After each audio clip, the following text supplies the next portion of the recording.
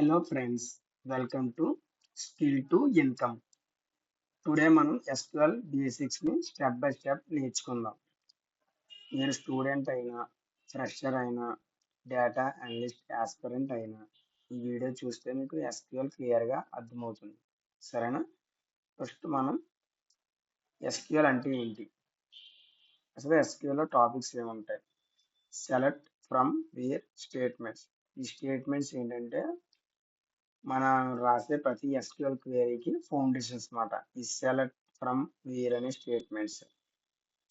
మనం ఇప్పుడు simple examples తో స్టార్ట్ చేద్దాం. ఫస్ట్ చూద్దాం SQL అంటే ఏంటి. SQL అంటే స్ట్రక్చర్డ్ క్వెరీ లాంగ్వేజ్. కంప్యూటర్స్ కి ఇన్స్ట్రక్షన్స్ ఇవ్వడం, డేటా ఫెచ్ చేయడం, డేటాని మోడిఫై చేయడం, డేటాబేస్ లో చూస్తూ క్వెరీస్ రన్ చేయడం, దీన్నే SQL అంటారు. లెట్స్ ఇమాజిన్ స్కూల్లో స్టూడెంట్ రికార్డ్ టేబుల్లో ఉన్న ఈ స్టూడెంట్ ఐడి, మీకు ఇక్కడ ఒక టేబుల్ ఇచ్చాను కదా, student ID, name, marks, grade. పైన ఉన్న దాన్ని మనం కాలం అంటాం, కింద ఉన్న వాటిని 1 2 3 ఉన్న వాటిని మనం రోస్ అంటాం. ఈ టేబుల్ని SQL యూజ్ చేసి ఈజీగా ఫెచ్ చేయొచ్చు. ఫస్ట్ మనం సెలెక్ట్ స్టేట్మెంట్ మీకు ఎగ్జాంపుల్ కింద మీకు ఎక్స్ప్లెయిన్ చేస్తాం. ఓకే, ఫస్ట్ క్వెరీ సెలెక్ట్ అంటే ఏంటి? ఈ కాలమ్స్ ని సెలెక్ట్ చేయాలి. Example select name marks from students.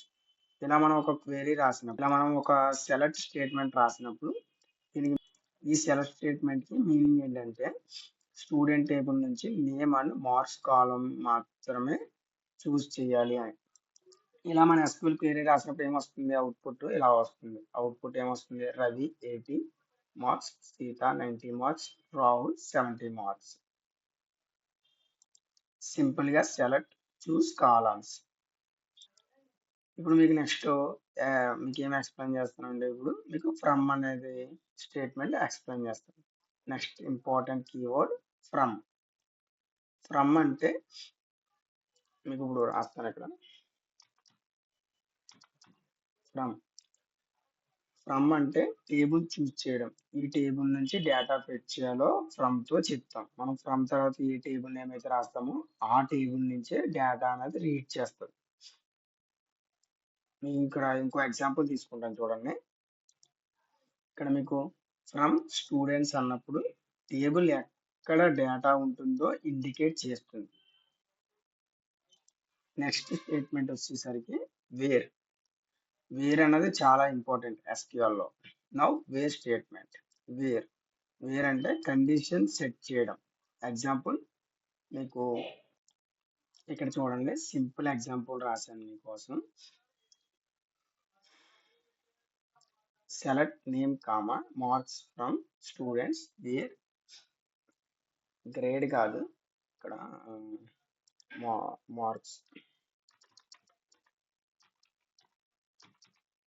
Marks greater than 80. ఇప్పుడు మీకు ఏమొస్తుంది? ఇక్కడ అవుట్పుట్ సీత 90 అని వస్తుంది. అవుట్పుట్ వచ్చినప్పుడు మీకు ఇక్కడ సీత 90 అని వస్తుంది.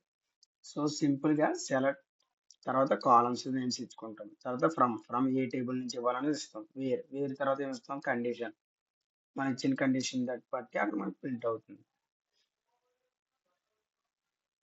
స్మాల్ ఇంటరాక్టివ్ యాక్టివిటీ మీరు ట్రై చేయండి. Where grade equal to A, select name from students. Output check చేయండి. కామెంట్ లో చెప్పండి మీరు చేశారా అని. Connect to real life. Real life లో SQL ఎక్కడ యూజ్ చేస్తారో మనం ఇప్పుడు డిస్కస్ చేద్దాం.